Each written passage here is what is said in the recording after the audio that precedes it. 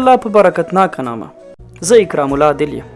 دغڼې ځالې ناول مو پیل کړی و او تاسې شپږمه برخه کې واورئ چې د کارخانې مالک طاهرې نه د سپینګیري د وهلو علت وپوښت. طاهرې وویل تا د کار قوانین یوازې له یوې خوا حفظ کړي دي، خو د کار په قانون کې دا هم لیکلي دي چې هیڅوک د کاریګرو د توهین او تحقیر حق نه لري. هیڅوک دوی ته کنځلې نشي کولی مګر دی بوډا ښځې تر مټ نیسي او پورې وهي، شنې خرې ورته وایي. بیا یې زیاته کړه هغه پلرونه د احترام وړ دي چې پیدا دې کړي، خوراک څښاک صحت جامو ته د پام وکړي او په سختیو کې در سره وي. هر مشر خو په احترام نه ارزي. اوس به واورئ چې طاهره ولې د خپل کور خوشو کېدو ته مجبوره شوه.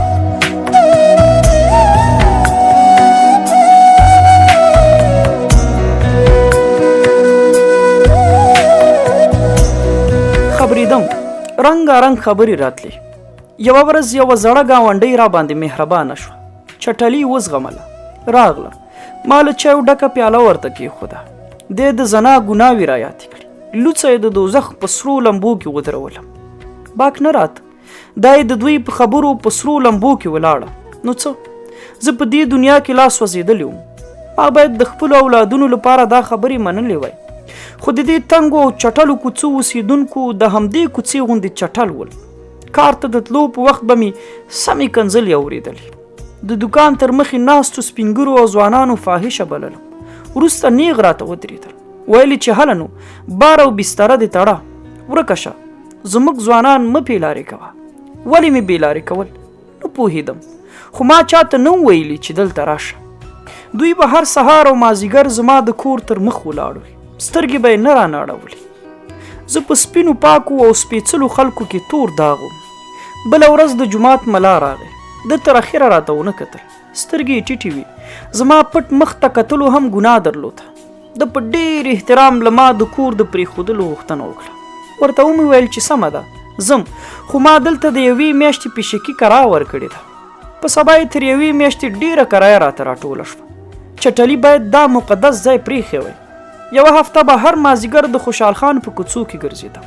تمه مې وخته، دلته د کور کرایې ډالر غوښتل، نه کېده. بیرته تنګو کوڅو ته ورغلم. کورونه ول خو ګډ. اخر مې یو ارزانه کور وموند. کور نه و، د موټر له ګراجه یو تنګه کوټه او تشناب جوړ کړي و، خو ښېګڼه یې دا وه چې سړک ته نږدې و. د مقدسو خلکو نه راپام کېدل. لنډ به سړک ته وروختم، موټر ته به مې لاس ورکړ. موږ 3 کاله په همدې یوه کوټه کې تېر کړل. نه مو په چا کار درلود او نه چا کار را سره لاره. شاناخت ښه و، پام مې غلطېده، زړه مې تشېده، ستړیا مې وته، خو ما ته یې ستونزې پیدا کولې. ان په دې موده کې د څنګ ګاونډۍ ته هم ورنغلم. له خلکو سره په فاصله کې مې خپل خیر لید. یو ځل مې لیور له موټره ولید. د چادرې وړو سرو ته مې هم لاس ونیو. زما ټول ژوند زما اولادونه ول. اولادونو ته مې یو مستعمل تلویزیون واخیست. لور به مې د ورځې 1 ساعت ډرامه لیدله. ماخوتن به مو تر خبرو خندا ډېره وه. خو وروسته مې لور یو دم خوابدې شوه، ډېره خوابدې. غلې وه. زما هرې پوښتنې ته به یې لنډ ځوابونه راکول، هو یا نه. کتاب به یې مخې ته پروت، خدای به دیوال ته کتل. له ډوډۍ ژر ولاړېده. په لنډه موده کې یې رنګ ژیړ شو، سترګې پکې راوختې، وچه کلکه شوه. کله کله به یې ژړل. ډاکټر ته مې وروستله، اوږده نسخه یې ورته ولیکله. ویل چې نجلۍ ژور خفګان لري. له لور سره کېناستم، خبرې مې ورسره وکړې. ورته ومې ویل چې څه غم لري، وایه څه غواړې، ځان به ګرو کم، تا ته به ستا د خوښې شی واخلم. تی یوازې راته کتل. اولادونه مې هیڅ خبره نه رانه پټوله، همداسې مې عادت کړي ول. دوی هم کومه بله چاره نه درلوده، له ما پرته یې بل څوک نه درلودل. هم یې مور او هم پلار. زړونه به یې ماته تشول. خو دا ځلې نجلۍ غلې وه، ډېره غلې. ورته ټینګه شو. ویل چې هیڅ خبره هم نشته. خبره وه، حتما وه. خفګان بې دلیله نه وي، خامخا دلیل لري. خو لور مې دلیل نه وایه. یو مازدیګر مې ورته وویل چې خامخا به راته وایي دا غلې وه، خو ما په کراره نه پرېښوده. د دې خبرې معلومول مهم ول. یو دم غوسه ورغله، پورې یې وهلم، تشناب ته ننوته، ور یې وتړه.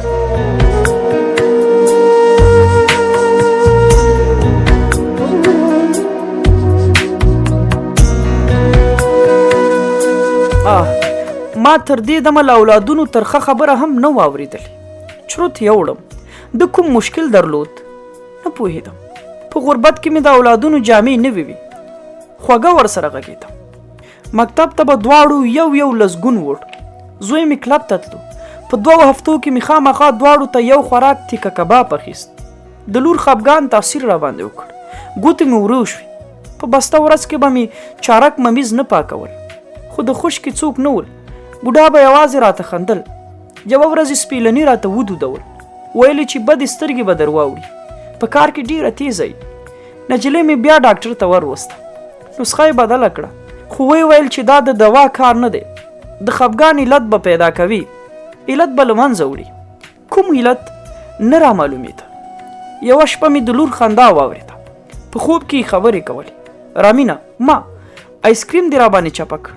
زړه مې اور واخیست. اول مې د نجلۍ اوږې وخوځولې، بیا مې ګروپ ولګاو. نجلۍ په ځای کې کېناسته، حیران یې راته کتل. په ولاړو مې وویل، رامین څوک دی؟ د نجلۍ سترګې رډې راوختې، سر یې وځړېد. مخامخ ورته کېناستم. ومې ویل، زما ځواب دې رانه کړ؟ نجلۍ غلې وه. ومې ویل، په خوب کې دې رامین یادو؟ سر یې پورته نه کړ. یو دم مې تر څڼو ونیوله. نجلۍ چغې کړې. زوی مې په خپل ځای کې کېناست. په خوبولو سترګو کې حیراني راګرځېده. یو وخت مې پام شو، د لاس په ورغوي مې وینه پرته وه. دیوال ته ور وښوېدم، همالته کېناستم. پرتې نجلۍ ته مې وکتل، پزه یې وینې وه. یو دم مې وژړل. زوی مې راغی، زما پر اوږی لاس کېښود. ورو یې وویل، ادې څه خبره ده؟ ګروپ مې مړ کړ. په کمپله کې ننوتم، تر ډېره خوب نه راته. یو وخت مې سترګې رڼې کړې. لمر د کوټې له کوچنیو کړکیو رالیدلی و. دیوال ته مې وکتل. د اولادونو د مکتب جامې نه وي. ټوک ټوک وم، هومره هم نه. کار ته تلی شوه، خو پښې مې نه تلې. غرمه مې اولادونه راغلل. لور ته مې هېڅ ونه ویل. ښه نه و. زوی مې خبرېده. خبره مې مازدیګر ته وساتله. مازدیګر مې زوی کلب ته لاړ. له لور سره کېناستم. د رامین پوښتنه مې ترې وکړه. سر یې ځوړند و، خوله یې په امبور نه خلاصېده. د لور نسخه مې راواخیسته. سړک ته ووتم. ما موبایل نه درلود. د یو دوکاندار له موبایله مې ډاکټر ته تلیفون وکړ. د ډاکټر په یاد نه وم. سم یې ویل، یوازې زما لور خو نه وه، د ورځې ډېر ناروغان ورتلل. ورته ومې ویل چې لور مې 2 ځلې در وسته. اوس یې د خفګان علت معلوم شو. نجلۍ مینه راته ښکاري. ډاکټر لنډ راته وویل چې مینه ژور خفګان لري. له غوسې کار مه اخله، دا ستونزه په کراره حل کړه. بیرته کور ته راغلم. تلویزیون لګېدلی و، خو نجلۍ دیوال ته کتل. بیا مې خبرې ورسره وکړې. ومې ویل چې ته لا تر اوسه په 10م صنف کې وړی، دا خبره دې له درس او ژونده باسي. دی یوازې راوکتل. غټې سترګې یې له اوښکو ډکې وې. بیرته یې سر وځړېد. زړه مې اور واخیست، خو بله خبره مې ونه کړه. پوهېدم چې دا د کرارۍ کار دی. ورځې تېرې شوې. نجلۍ ونه خاندل. یو مازدیګر یې ژړل. ما مینه نه پېژندله. د مینتوب وخت مې ونه موند. په کوچنیتوب کې واده شو، ځکه په مینه نه پوهېدم. درد دې نه و رامعلوم. اوس مې دا درد په خپله لور کې لید. تر څنګ کېناستم. کراره مې راړنګه کړه. نجلۍ زما پر اوږه سر ولګاوه. ژړا یې تیزه شوه. په ژړا کې یې وویل، ادې زه هم خدای که غواړم، خو نه کېږي. رامین له هېرېدلو وتلی دی. د هغې په ګڼ ویښتو کې مې ګوتې تېرې کړې. ومې ویل، رامین څه کاره دی؟ غرې واخیسته. انجینري وایي. څنګه مو سره وپېژندل؟ نجلۍ غلې وه. پوښتنه مې تکرار کړه، څنګه مو سره وپېژندل؟ نجلۍ وویل، یو سهار مکتب ته تلم، له شا یې راپسې غږ کړ. ویلې چې قلم درنه ولوېد. سمې ویل، بکس مې سوری و. بل سهار مې بیا ولید، کتابونه یې په لاس کې و. دواړه یو تونس ته وروختو.